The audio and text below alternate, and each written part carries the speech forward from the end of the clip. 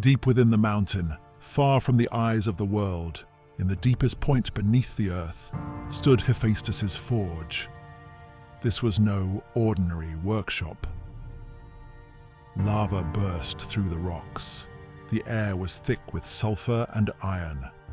The fires never died, because what was created here carried immortality. The god of smiths worked alone. Even the guards kept their distance. Because what Hephaestus was making, even Olympus didn't fully understand.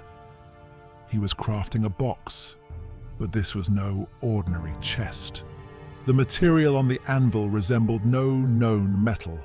Sometimes it gleamed like gold, sometimes it darkened like iron, sometimes it seemed to vanish entirely. As Hephaestus hammered it, each strike produced strange sounds. Sounds like human screams, sounds mixed with the howling wind. Hours passed, perhaps days. Time flowed differently here. The box began to take shape. Its edges were sharp yet elegant, its surface smooth, yet carrying a coldness that warned, "Do not touch." Hephaestus carved engravings upon it, patterns so complex that eyes would catch on them, get lost in them. The patterns moved, as if alive, as if watching. Then came the lock mechanism. This was the hardest part, because the lock wasn't just a piece of metal. This would be a lock of will. To open it required not physical strength, but internal collapse. Curiosity would need to shatter all defenses. And inside went things even Olympus feared. Hephaestus didn't know exactly what they were. Only by Zeus's command had dark forces been sealed within the box. Some whispered, some screamed, some simply waited, patiently, hungrily. With each one that entered, the box's interior grew darker, heavier, as if a black hole was forming inside. He struck the final blow. The final seal locked into place. The box was sealed, and it was as if the entire universe paused for a moment. Then it started again. But something had changed. A trap had been set. The countdown had begun. Hephaestus looked at the box. A sound came from within, so faint it was nearly inaudible. "Free us." He quickly shut the lid. His hands trembled. The box was ready. At the peak of Mount Olympus, above the clouds, the Lord of the Sky sat upon his throne. Zeus's face showed no expression, but his eyes spoke volumes. They flashed like lightning, calculating. He thought of Prometheus. That rebellious titan had defied the rules. He had given mortals the power that belonged to the gods. He had stolen fire. And what did humans do with fire? They progressed. They grew. They began needing the gods less. This was unacceptable. He had already punished Prometheus, chained him to a rock in the Caucasus Mountains. Every day an eagle came and ate his liver. At night, the liver regenerated. In the morning, the torture began again. An endless cycle, endless pain. But this wasn't enough. Prometheus could suffer forever. But the real message had to be delivered to humanity. They took the fire. Now they would learn its price. Zeus rose. With a voice like thunder, he summoned the other gods. In Olympus's great hall, they all gathered. Aphrodite, Athena, Apollo, Hermes, Hephaestus, Demeter, all were present. Prometheus gave humanity fire, Zeus said. His voice echoed off the marble. He gave them power. He elevated them. Now we too will send a gift. The gods listened in silence. They knew Zeus's gifts always came with a price. But our gift will be different. Zeus continued. He smiled, but the smile held no warmth. It was cold as a glacier. Such a gift that everyone who sees it will desire it. Everyone who receives it will be happy. At first, he paused. The gods waited. We will create a woman, a perfect woman. She will be so beautiful that everyone who sees her will be enchanted. So graceful that everyone beside her will feel inadequate. She will be intelligent, talented, captivating. Athena stepped forward. And what will this woman do? Zeus's eyes flashed. She will carry a gift, that box Hephaestus made, and we will give her one more thing. Irresistible curiosity. Curiosity so powerful she cannot control it. She'll be told not to open the box, but she will open it, because she wasn't created to resist. Silence fell. The gods understood the plan. This was a trap, a perfect trap. Humans will accept her, Zeus said, because she's beautiful, because she comes from the gods, because she's a gift. But when she opens that box, the world will change. Humanity will learn that every gift has a price. Every fire burns. Aphrodite smiled. I will give her my beauty. Athena nodded. I will share my wisdom. Apollo added, I will give her understanding of art. Hermes said, I will grant her powers of persuasion. Zeus looked at them all. You will all contribute. She will carry gifts from all the gods. That will be her name, Pandora, bearer of all gifts. Hephaestus stepped forward. The box is ready. When do we send her? Zeus smiled. Immediately, while humans sit by their fires, we'll send them a gift, and that gift will change their world forever. The gods dispersed, each prepared to fulfill their task. The creation was about to begin, and humanity, unaware of what was coming, sat by their fires. The creation began in silence. Hephaestus was in his forge again, but this time not iron. Clay was in his hands, divine clay. Taken from earth, but no longer ordinary soil, it held the potential for life. His hands began to work. Each touch gave shape. Each movement formed structure. Hours passed. A body took form. Arms, legs, torso, head. Every detail was perfect. Every proportion flawless. Then came the face. Hephaestus worked with care. Lips, nose, eyes, brows. With each line, each feature, an expression was born. When finished, what stood before him was no longer a statue. It was nearly human. Nearly. Zeus approached. He touched his finger to the forehead and gave the first breath. The chest rose, fell, rose again. Eyes opened. Pandora was born. Aphrodite came immediately. She touched her and beauty flowed. Pandora's skin began to glow. Her face gained such beauty that even the sun would pale beside it. Her hair rippled. Her eyes deepened. Her gaze was mesmerizing. Athena was next. She touched the forehead and gave intelligence. A brightness appeared in Pandora's eyes. Understanding, thinking power, refinement.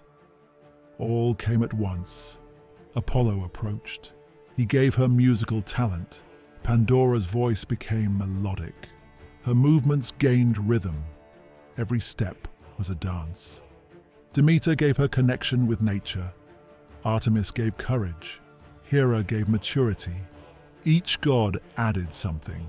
Each gift made her more perfect. But the final gift came from Zeus. He approached, looked at Pandora, into her eyes, and there he planted a seed, the seed of curiosity. At first it was small, barely noticeable, but it would grow.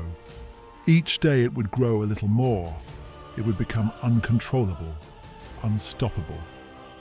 "Your name is Pandora," Zeus said, "bearer of all gifts. You are the gods' most beautiful present." Pandora bowed her head. She hadn't fully learned to speak yet, but she understood. Hermes stepped forward. In his hands was that box, dark, mysterious, dangerous. "This will go with you," Hermes said, "but you must never open it. Understand? Never." Pandora looked at the box. Something stirred inside her. Deep down, a feeling she couldn't yet name awakened. Curiosity. "Why?" she asked, her first word. Hermes smiled. "Because some things should not be known." But the seed inside Pandora sprouted at that moment. Why shouldn't they be known?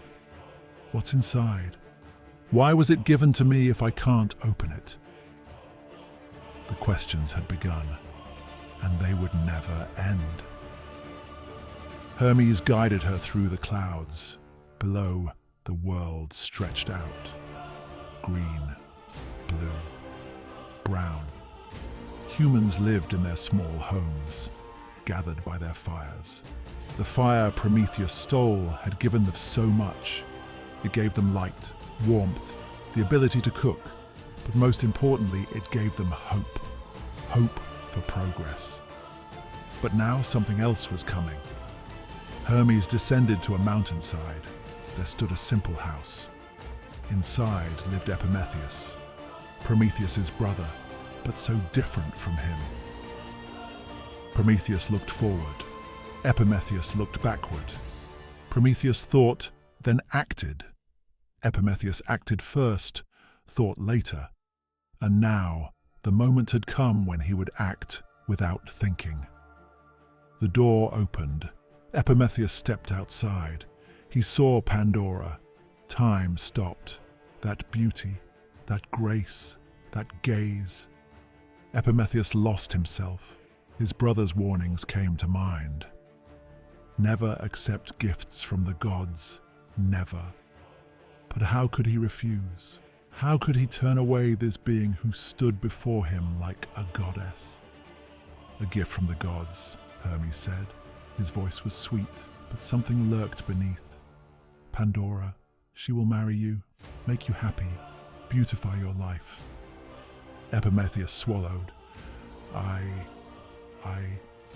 Do you accept?" Hermes asked. Prometheus looked at Pandora. Pandora smiled. That smile erased all doubts. "I accept," he said. Hermes smiled. "Perfect, then farewell." He spread his wings and rose into the sky. As he returned to Olympus, he looked back. Pandora and Prometheus were entering the house hand in hand, and under Pandora's arm was that box. Dark, waiting, patient. When Hermes reached Olympus, he reported to Zeus. Delivered. Zeus smiled. "Perfect. Now we wait." "How long will it take?" Hermes asked. Zeus shrugged. "A day, a week, maybe a month, but she will open it. She was created for curiosity. It's inevitable." And he was right. The first days passed ordinarily. Pandora adjusted to Prometheus's home. She learned to cook, learned to tend the garden, learned to speak, to laugh, to live. She was happy. At least she appeared to be. But the box was always there. She had placed it in the darkest corner of the house. On the first day she put it there and promised herself, "I will never touch it." On the second day she didn't even look at it. On the third day she glanced at it once from the corner of her eye. On the fourth day she walked right up to it, but didn't touch. On the fifth day she picked it up, felt its weight, then put it back. Each day she came a little closer, because the curiosity inside was growing. The seed Zeus had planted had sprouted, taken root, begun to grow. It was no longer controllable. At night, Lying in bed, she thought, what's inside? During the day, working in the garden, it came to mind. Why shouldn't I open it? In the evenings, eating dinner, she wanted to ask Prometheus, have you never wondered? But she didn't ask, because she knew the answer. Prometheus wasn't curious. He had already forgotten about the box. But Pandora couldn't forget. Every night it entered her dreams. She opened the box. Lights came out, or darkness. She couldn't quite tell. But in every dream, she opened it. And every morning when she woke and saw it was still closed in reality, she felt disappointed. One night, while Prometheus slept, she got up, went to the box. It glowed in the darkness, as if waiting for her. Just one look, she whispered. Just let me see inside, then I'll close it again. She picked it up. It was cold, but also warm. It pulsed like a heartbeat. She touched the lock. Her fingers trembled. She heard a voice from within. Open me. She pulled back, breathing hard. She put the box back and returned to bed. But she couldn't sleep, because it wasn't just curiosity anymore. Now it was a calling. The box was calling her, and each day the call grew stronger. Days turned to weeks, weeks to months. Pandora tried to maintain her normal life. She laughed, talked, lived. But inside she was empty, because her mind was always on the box. When would this end? When would she be free? The answer was simple. When she opened the box. And that night came, the night she couldn't resist. The moon was full, the night deep and silent. Prometheus slept soundly in the next room. Pandora sat in her bed, eyes open. She couldn't sleep. She couldn't sleep anymore at all. The box was calling. Pandora, Pandora, open me, don't you want to know? She stood. Her steps moved on their own. She couldn't control them. Perhaps she didn't want to control them. She reached the box. It glowed in the darkness. The patterns spun, twisted, drew her in. She picked it up. This time she didn't put it back. Voices came from within. Whispers, calls. Free us. You want to know? We hold secrets. We'll show you truths. Pandora's hands trembled. Her heart pounded. She couldn't breathe.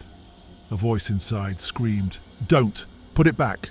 But a stronger voice shouted louder, "Open it! No! Be free!" She touched the lock mechanism. First click. Something loosened. Second click. Seals began to break. Third click. The last resistance crumbled. The box opened. At first, nothing happened. Deep, suffocating silence. Pandora looked inside. Darkness, endless darkness. Then she heard a whisper, soft, almost sweet. Then a scream. The first shadow burst out. Sickness, black, contagious, sticky. It passed by Pandora, didn't touch her, just passed, flew through the window, out into the world. The second came. Hunger, pale, thin, hopeless. It passed, flew, spread. The third, death, silent, cold, inevitable. It had no eyes but looked at Pandora.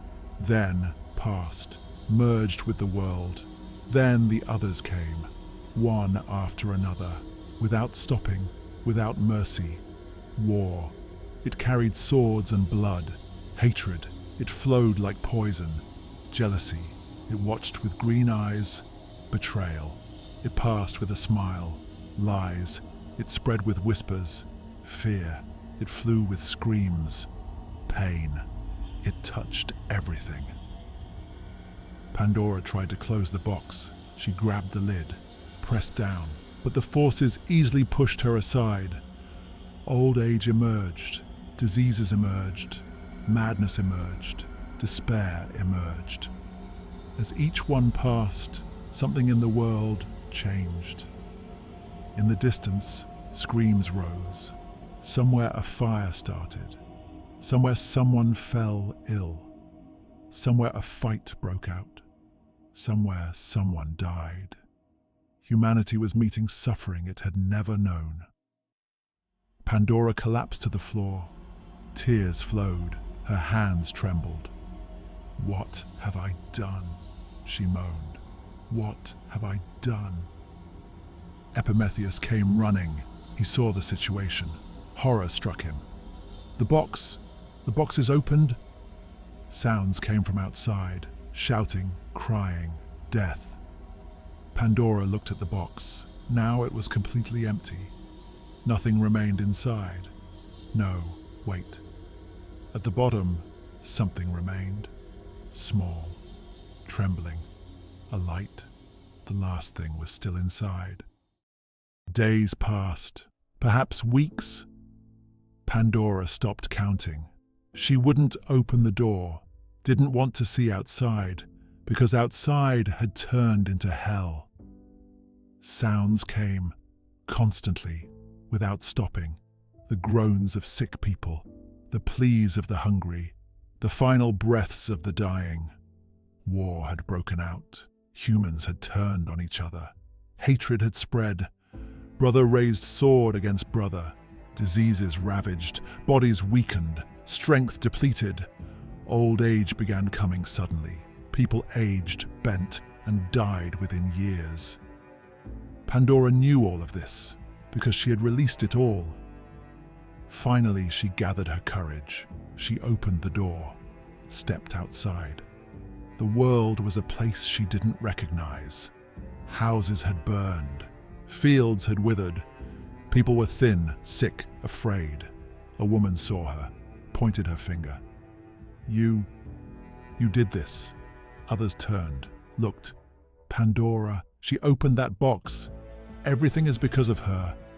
Stones began to fly.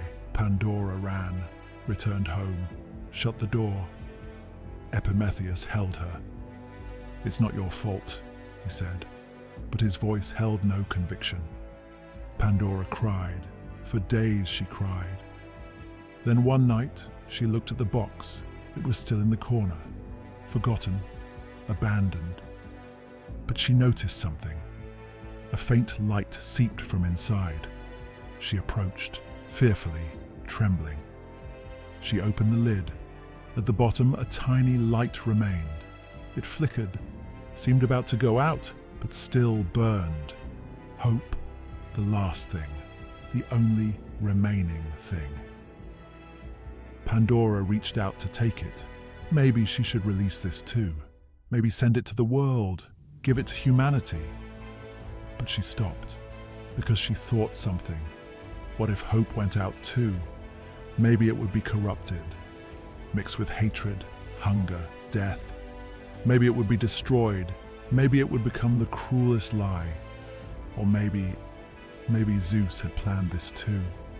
Hope could be the greatest torture. The loser thinking they can still win. The suffering believing tomorrow will be better. The dying hoping to live. False hope was more painful than true hopelessness. Pandora didn't know which was true. No one knew. Slowly she closed the lid. Hope remained inside, at the bottom of the box, in darkness, alone, safe or imprisoned. Pandora didn't know, but she knew one thing. The world had changed now. There was no going back. Humanity now knew pain, knew disease, knew death. But hope was still somewhere, invisible, untouchable, unknowable. Perhaps it was hope's fate to remain with the box. Perhaps humans would never see it, but would always feel it. Years passed. Pandora aged. Her hair turned white, her face wrinkled, because old age now existed in the world. Prometheus died, because death now existed too. Pandora was left alone. People didn't forgive her, But in time, they forgot. They had other problems: diseases, wars, hunger. Pandora looked at the box. It was still there, defying the years, never changing. The light inside still flickered. One day she opened it, looked one last time. "Perhaps," she whispered, "perhaps you were meant to stay here. Perhaps the greatest gift was protecting you. Or was it the greatest curse?" She didn't know. She closed the lid, and the world turned. People suffered, fell ill, fought, died. But at the same time, they felt something, deep down, something they couldn't put into words. A light, a possibility, a maybe, hope, invisible but present, untouchable but felt, imprisoned in the box but living in the soul. And perhaps this was Pandora's true legacy. She had given the world its evils, but she had created a sanctuary for hope. This is how Pandora's story ended. Not a victory, not quite a defeat, just a beginning. Humanity's beginning, with pain, with hope, and with a question that would last forever. Should hope have stayed inside?